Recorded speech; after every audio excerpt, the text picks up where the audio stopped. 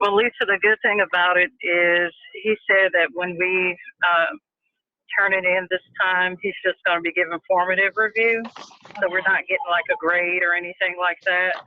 So at least just put where you think everything should go, and he'll give you some specific feedback as to whether or not it needs to be placed in another section. So that's the great thing about it. It's not like you're turning in a final copy or a graded copy yet. Okay. Okay. So okay, that's good. That makes me feel a little bit better. And Lisa, I was just looking in like the third section for the student learning data. I did have in a note at the bottom, it says talk about how we analyze the student learning data. So I'm thinking that that might be a good place for that chart to go. Okay. Because on the chart, I just did expected outcomes. So I would think that would be a good place for that to go. Oh, yay, you're back. Okay, good. I am back, and I'm very I'm very encouraged that y'all continued on without me. Apparently, somebody didn't pay the light bill at my house. I'm sorry. I lost an internet connection for a while, and then it was doing updates. So, thank you for continuing on. Vera had a question about the target audience. Did one of y'all answer it? No, we started talking about something else. No. Well, I'm glad you did, and I tuned back in just in time to hear about formative feedback. That is correct, and I did ask that y'all, I spaced out the submissions for the evidence in order to try to nudge you to work along. Okay. Would it be better if I first shove it back a week and say not due next Tuesday, but due the following Tuesday? Oh, I'll take that. Yeah, Okay. we'll take that. So that would be Perfect. it was going to be due next Woo! Tuesday, the 18th, and so we'll push it back to February 25th, another Great. week. It sounds like most of you have either met with your team or you're about to meet with your team, and some of you had, weather delays and stupid things that we can't count on. So push it back a week, and then yes, whoever said that about formative feedback is accurate. I'm setting up the rubric right now in Blackboard. I hope it works. But you're going to be able to see for each of the different pieces of the evidence whether I've felt like you've hit proficient or not. But I'm not going to put a grade on it. I'm just going to say proficient, not proficient, met, not met, and try to tell you then what you've got to do to hit proficient if you're not. So we should be learning about formative and summative feedback through our CNI course. I'm going to try to practice that for you, and whoever said that about formative feedback was right. And Vera, the target audience is whoever you're focusing on for your data. I think it's your whole district.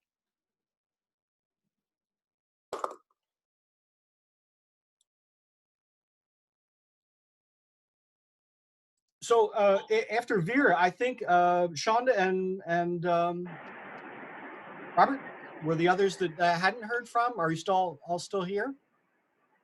Yeah, I'm still here. I'm actually driving now. My daughter just finished a 3-hour dental procedure. Oh, yeah. So, yeah. So I'm trying to get her home because she's in a lot of pain right now. But my first meeting, we're scheduled to have a couple of meetings. And our first meeting is actually scheduled for this Friday. We're going to meet for about 2.5 hours. I was surprised I could get that much time from them because I wasn't able to do so the last time. And we're going to meet again on the 26th to talk more about PLTs for another 2.5 hours.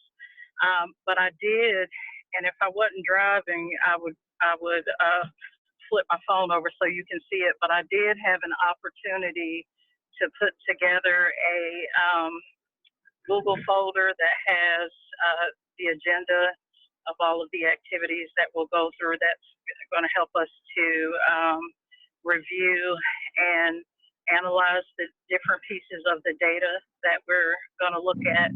And for them, I've separated the data into like student perceptions data, student achievement data, from EVOS growth to EOG data.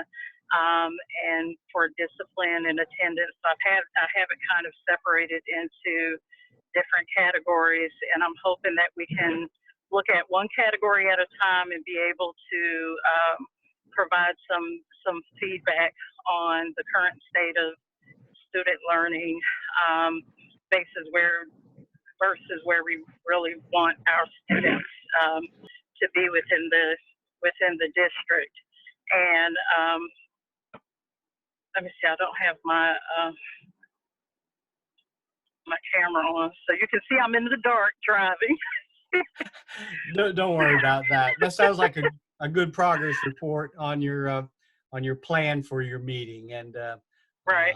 Again, And save data. This is, I don't know if you could see that or not, but this is how I have it set up into a few. Can you see that? Yeah, but if you're driving, stop that and start driving. I'm at the stoplight now. Okay. But you can see here, and I don't know if anyone's already set up what they wanted for their team. I don't know if you can see that, but I just basically set up a Google folder, team audit February 14th, and I have the agenda here to give them an idea. But I'm going to ask, because the individuals that are, well, it's not going to pull up for me, that are participating, this is kind of what they do all the time, data analysis. And they've been working on FAM-S in the district for the past month, all of the MTSS and assistants to area superintendents. So they've already been reviewing a lot of student learning data within the district. So it'll be interesting for them to bring back to the meeting a lot of what they discovered from their data review, in addition to some pieces of data that we're going to look at in our meeting as well. So I'm just looking forward to it. Sounds like a plan. If you're meeting 2.5 hours, I hope you plan to bring snacks. Yeah, I'm actually buying lunch for everyone. Make it worth their time a little. That's great. I'm glad you're able to do that. John, can you weigh in and tell us how things are going with you? Sure. Good evening. So I haven't met with my team, but I do have 2 meetings scheduled. I was in Atlanta at a conference, and so wasn't able to meet. But my first meeting is going to be on next week, February the 20th, and then I have a follow-up meeting on the 25th with my team. And the 25th is going to be the new due date for Part A. It's going to aggravate Right. it. And so what I was thinking, can you hear me? Go home and take some medicine, put some ice on it, lay down. Hello? Hello? Shonda, you need to mute. Oh, okay.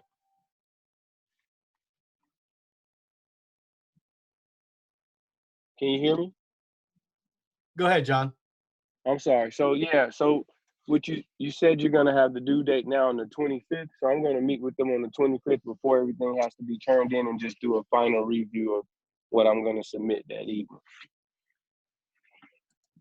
Great. Sounds like a plan. And again, I'll repeat, remember to document the work that you're doing, take pictures, agendas. When you compile documents, make sure that you've got the different, your documents that you're compiling are the data. So save that stuff. Good stuff. Yeah, I think that I was ambitious with the timeline, so I think we can shove that back and still stay on course. I hope that you will.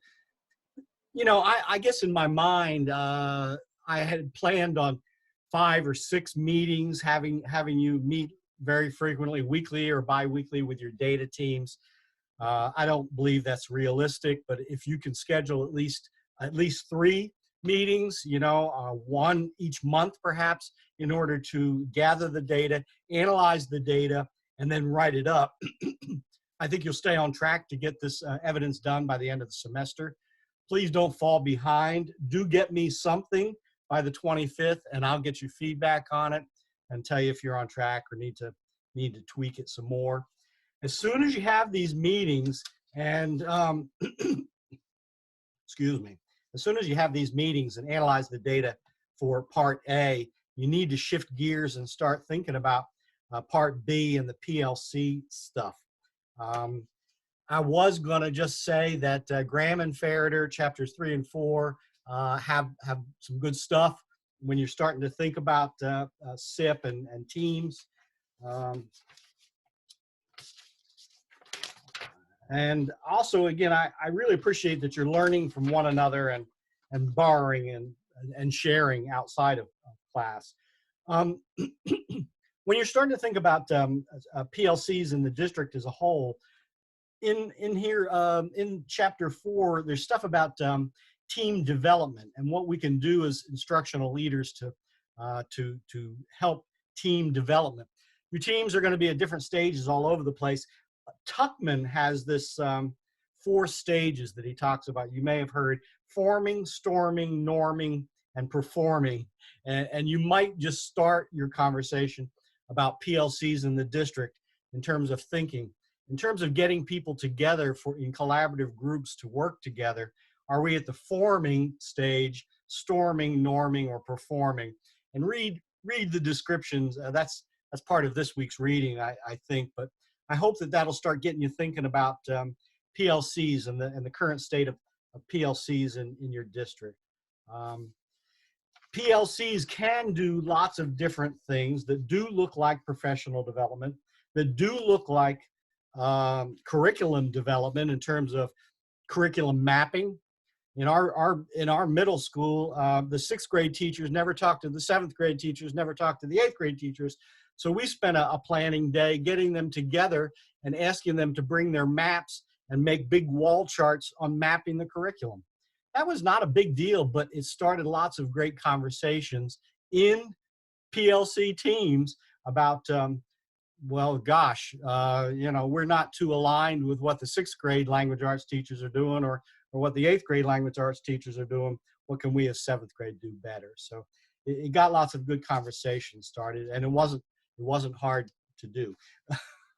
Anyway, so forming, storming, norming, performing, what stage are our group, our folks at, and are they doing any of that work of examining curriculum, lesson planning, creating common assessments, looking at the data?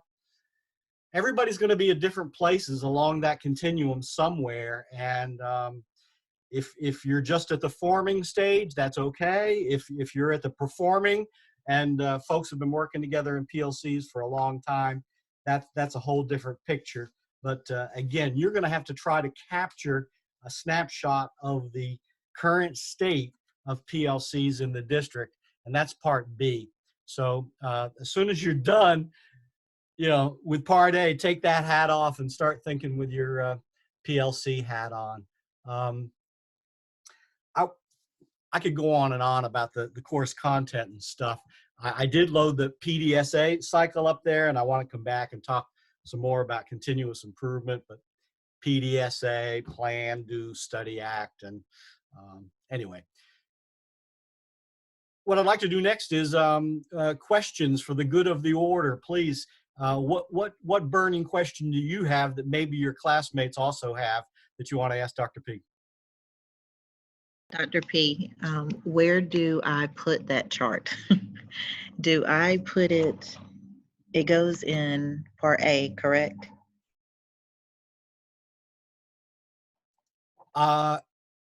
It's Tina. Who's Mm-hmm. Tina? I think I tuned right back in when you were talking about the chart. Tell me again, what chart is it? The one that you told me to copy and paste in, where I talked about as a team what we will analyze and then what our expected outcome will be for each thing. Do I put that in? I know it goes in A, correct? Yes, it goes in A. And somewhere in there, data analysis. The analysis of no. I think it's in part 3. I had a little blurb where it says talk about how we analyze the student learning data. Would that be a good place right there to put it? Perfect. And if I think it looks better somewhere else, when you send me just the tell me. formative draft, I'll tell you so. Okay, Okay. that'll work. But Part A for sure. And then the only last question I had was the survey that we made as a group, that's for Part B, correct? You know, I need a copy of that survey or the link. I don't know what the heck I did with it, but yes, that was about PLC functioning, right? That was about Mhm. collaboration in the district. So that would be Part B.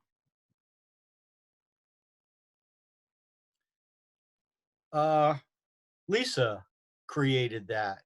Lisa Ann, right? Send me that link again, would you, Lisa? Yes, I sure will. Thank you. Other questions, ladies and gentlemen?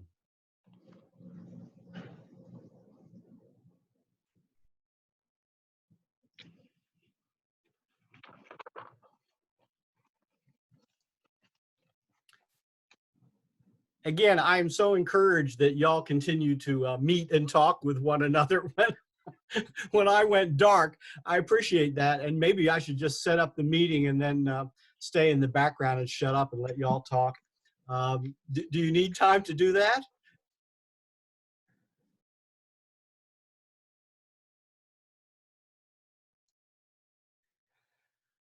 Silence is golden. Ladies and gentlemen, thank you very much for your patience and for hanging in with me when my computer went down.